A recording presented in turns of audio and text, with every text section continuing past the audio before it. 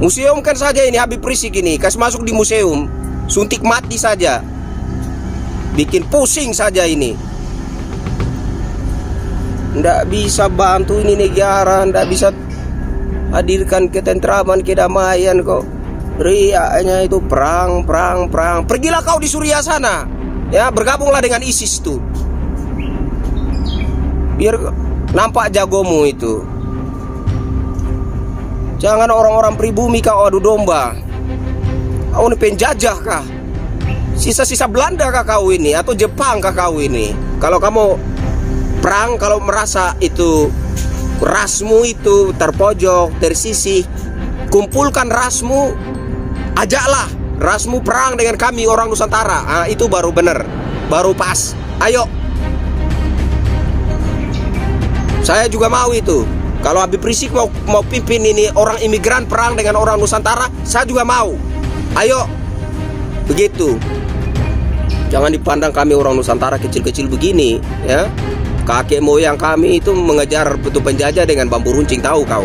Sok-sokan perang pring prung perang pring prung. Jangan, kalau presiden nggak mau tahu, panglima TNI nggak mau tahu, Kapolri nggak mau tahu, saya akan bikin pasukan besar-besaran se-Indonesia. Kita akan perang, kita akan kejar, hajar, habisi, ganyang semua monyet PKI yang... Kita manusia terbatas. Bisa jadi saya salah dan mereka yang benar. Bisa jadi Bang Haji Roma Irama yang salah dan mereka yang benar. Bisa jadi Kiai Imaduddin Banten yang salah dan mereka yang bisa jadi. Bisa jadi kalau kita berangkat pada pemahaman absolut bahwa hanya Tuhanlah yang maha tahu segala-galanya. Bisa jadi mereka yang benar, bisa jadi kita yang salah. Tapi ada hal-hal yang penting untuk kita perhatikan. Ini buat Buya Yahya dan siapapun, Kiai Ulama Nusantara yang kesannya melindungi klan Ba'alawi. Tolong dengarkan saya. Saudaraku sebangsa setanah air, kali ini izinkan saya untuk sedikit curhat, ya, katakanlah begitu. Jadi kemarin ada beberapa saudara, ya, ada kurang lebih 3 atau 4 saudara yang di komentarnya itu kayak menyinggung persoalan SARA begitu, ya. Tapi dengan reputasi yang positif, bukan negatif. Contoh seperti ini, saudara-saudara kita dari timur non-muslim sudah gelisah, sudah ikut speak up, sudah ikut berbicara dan lain sebagainya, ya. Memang menyinggung isu SARA tetapi tidak dengan maksud negatif. Tetapi menurut saya penting untuk saya jelaskan, saya tanggapi begini. Ini sudah saya kemukakan di video awal saya sebenarnya, ya, menanggapi polemik tentang pro kontra penyandang Habib Balawi ini. Jadi saya ingin pertegas bahwa yang saya bicarakan bukan persoalan agama, melainkan adanya indikasi ancaman yang sangat serius, ancaman yang begitu luar biasa terhadap bangsa yang masuk melalui pintu agama, menggunakan, memanfaatkan isu agama. Kalau kita perhatikan betul-betul seperti apa cara pergerakan mereka, maka kita akan melihat dengan pasti bahwa isu agama, isu keturunan Nabi, pemahaman-pemahaman agama yang mereka sisipkan dalam ceramah-ceramah mereka, itu hanyalah modus. Yang sebenar-benarnya kita lihat di sana adalah adanya suatu penggiringan.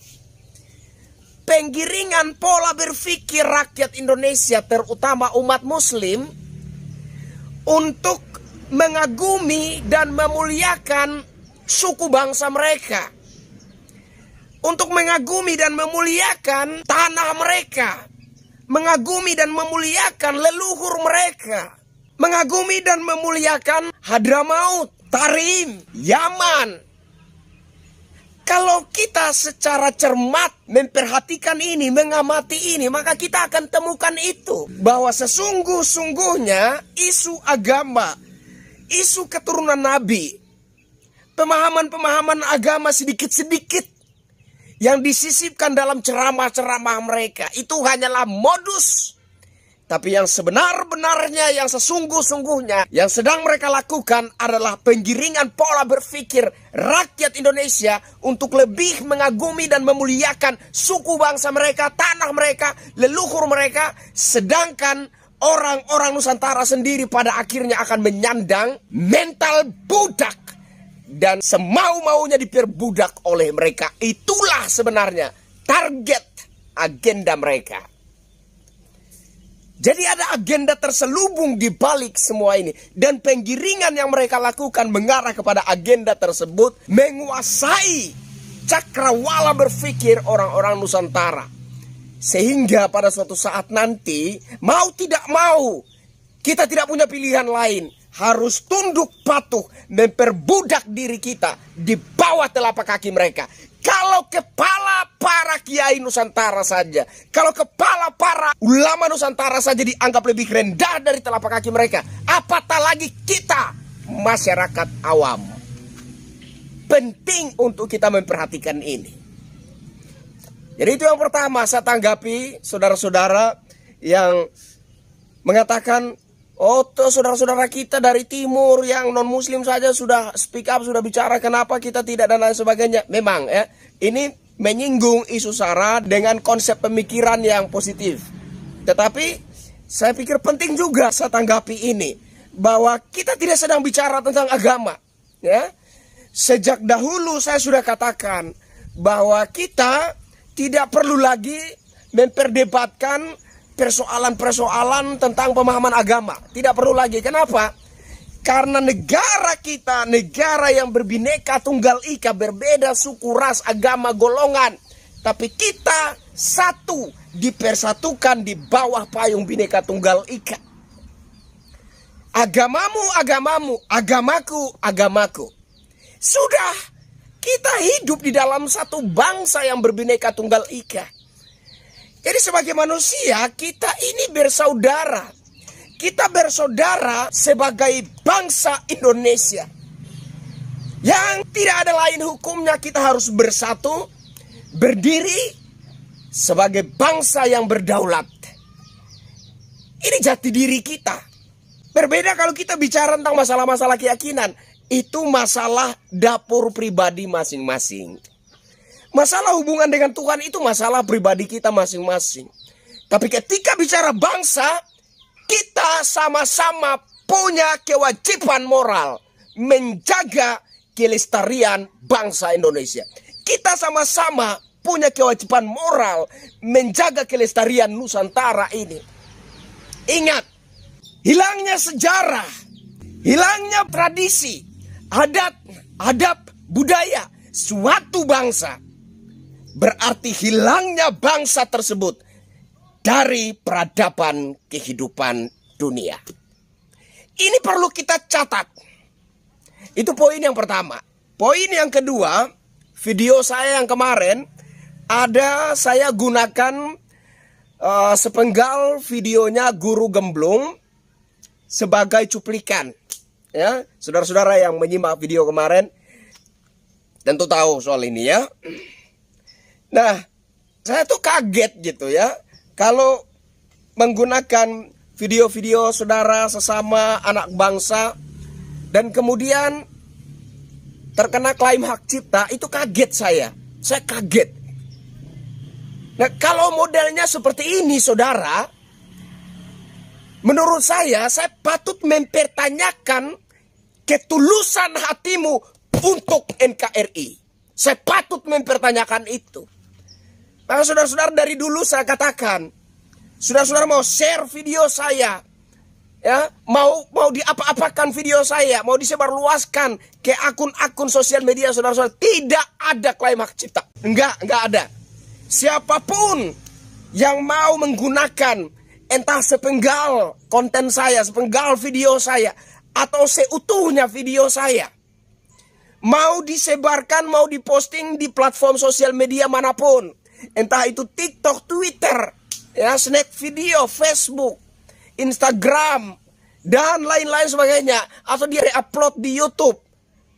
Saya tidak pernah mempersoalkan itu, bahkan saya memberi kebebasan. Saudara boleh mereupload video-video saya, entah itu sepenggal atau seutuhnya video saya, tidak memberi batasan sedikit pun. Tidak ada saya hidupkan mesin klaim hak ciptanya. Kenapa? Karena saya mengerti, saya tahu tujuan saya adalah menebar pemahaman-pemahaman positif kepada masyarakat agar tidak tergiring dengan pemahaman-pemahaman yang menyesatkan, yang pada akhirnya membuat bangsa ini lupa jati dirinya, bangsa ini lupa tentang jasa-jasa leluhurnya. Bangsa ini lupa bahwa kita adalah bangsa yang merdeka dan berdaulat. Bangsa ini lupa bahwa kita punya harkat martabat. Bangsa ini lupa bahwa kita tidak lebih rendah, lebih hina kastanya daripada bangsa-bangsa lain. Itu tujuan saya. Sehingga saya tidak memberi batasan apapun terhadap siapapun. Siapapun boleh, siapapun bebas menggunakan konten-konten video saya. Menggunakan entah itu sepenggalnya atau seutuhnya. Menyebarluaskan ke platform sosial media manapun. Saya tidak memberi batasan. Karena saya tahu tujuan saya adalah menyebarkan pemahaman kepada rakyat Indonesia. Jadi saya merasa kecewa. Minta maaf ya. Ini bukan hanya kepada guru gemblung saya mau katakan ini ya. Kepada siapapun yang mengangkat isu-isu terkait pentingnya keutuhan bangsa, pentingnya jati diri bangsa, terkait pemahaman-pemahaman nasionalisme ya, tentang budaya, tentang bangsa. Siapapun, channel manapun yang mengangkat isu ini dengan maksud, dengan tujuan menyebar pemahaman-pemahaman yang benar dan positif kepada rakyat Indonesia, jangan klaim hak cipta. Ya. Inilah masalahnya kenapa kita kalah terhadap kaum imigran yang konten-konten narasi mereka, video-video mereka disebarluaskan oleh kalangan mereka tanpa ada klaim hak cipta, sehingga mereka dalam kurun waktu tertentu mampu menerobos sampai ke lapisan masyarakat yang paling bawah. Inilah kelebihan mereka dan kekurangan kita. Inilah kelemahan kita, sehingga kita kalah terhadap agenda pergerakan mereka.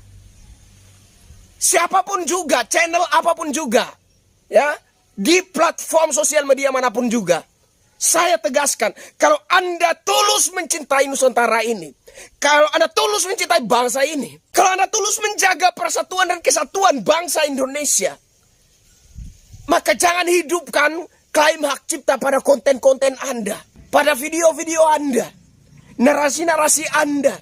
Jangan. Karena tujuan kita adalah menyebarluaskan itu agar dapat dipahami oleh seluruh masyarakat tanpa terkecuali. Itu tujuan kita. Agar dapat menembus seluruh lapisan masyarakat. Sampai ke bawah-bawah, sampai ke pelosok-pelosok negeri ini. Itu tujuan kita. Jangan hidupkan klaim hak cipta. Ya. Jadi kesannya itu kita ini sedang memburu sesuatu di luar daripada tujuan kita, yaitu menebar pemahaman-pemahaman yang positif, menebar pemahaman-pemahaman yang benar, menjadi tameng, mengcover cara berpikir masyarakat agar tetap sadar dan mencintai bangsanya sendiri. Kesannya kita punya tujuan lain, kita punya maksud lain di balik itu. Tolonglah, kalau memang tujuan Anda tulus menyebarkan pemahaman-pemahaman positif demi menjaga kelestarian Nusantara, jangan hidupkan ya, mesin copyright itu. Ini buat guru gemblung dan siapapun. Jangan kita kalah dengan penyebaran pemahaman-pemahaman sesat, menyesatkan, yang jahat dengan maksud dan agenda yang sangat berbahaya, yang membahayakan tanah tumpah darah leluhur kita ini. Jangan kita kalah terhadap mereka. Yaitu yang kedua, Yang ketiga yang ingin saya sampaikan, saya harus tegaskan bahwa saya kecewa dengan ada beberapa kiai dan ulama Nusantara yang kesannya itu melindungi klan Ba'alawi. Saya kecewa dengan kalian, ya. Tahu tuh Buya Yahya, Kiai Haji siapa ya, saya lupa namanya. Ada beberapa lah ya, ada beberapa kiai dan ulama Nusantara. Narasi mereka itu kesannya itu melindungi klan Ba'alawi. No problem, tidak masalah. Karena kita harus berpatokan kepada pemahaman bahwa hanya Tuhan satu-satunya yang maha tahu segala-galanya. Kita berpatokan pada pemahaman itu, ya. Pemeluk agama manapun juga harus berpatokan pada satu pemahaman yang sama, bahwa hanya Tuhanlah yang maha mengetahui segala-galanya. Kita manusia terbatas.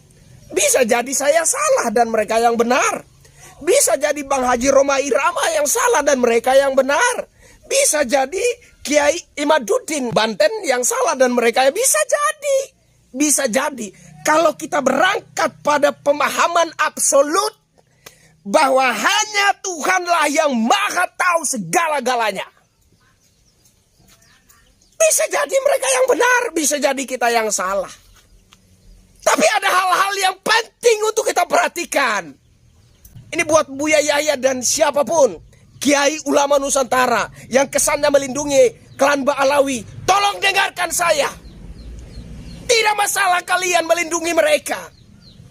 Tapi bagaimana dengan merah putih yang mereka klaim dibuat oleh nenek moyang mereka? Bagaimana dengan lagu Indonesia Raya yang diklaim dibuat oleh nenek moyang mereka? Bagaimana dengan pahlawan Diponegoro yang diklaim adalah klan Ba'alawi? Bagaimana dengan fenomena kuburan-kuburan? Bisnis kuburan? Bagaimana dengan fenomena kuburan-kuburan palsu di mana-mana? Bagaimana dengan pembelokan sejarah? Bukan hanya sejarah bangsa, tapi juga sejarah organisasi-organisasi keagamaan terkemuka di Nusantara ini yang dibelokkan oleh mereka secara semena-mena. Bagaimana dengan semua itu? Kenapa kalian tidak menanggapi mereka? Ini menyangkut jati diri kita sebagai bangsa Indonesia. Apakah kurang jelas bahwa bangsa kita, kaum Nusantara ini sedang dirongrong? Hak kepemilikan tanah air ini sedang dirampok secara perlahan tapi pasti oleh mereka. Lalu di mana tanggapan kalian terhadap mereka? Bagaimana sikap nasionalisme kalian terhadap mereka? Di mana letak idealis kalian? Buat Buya Yahya dan lain-lain ya. Saya nggak peduli, saya katakan nggak peduli. Siapapun, ya, kiai dan ulama Nusantara yang membangun narasi membela dan melindungi klan Ba'alawi. Saya hormat terhadap tokoh agama. Tokoh agama manapun saya hormat. Tapi kita bicara bangsa, bicara jati diri bangsa, bicara tentang bagaimana keberlangsungan hidup anak-anak dan cucu-cucu kita di masa depan nanti. Akankah mereka tetap berdiri sebagai bangsa yang berdaulat? Akankah mereka tetap berdiri sebagai bangsa yang bersatu, yang punya kejelasan jati diri sebagai orang-orang Nusantara?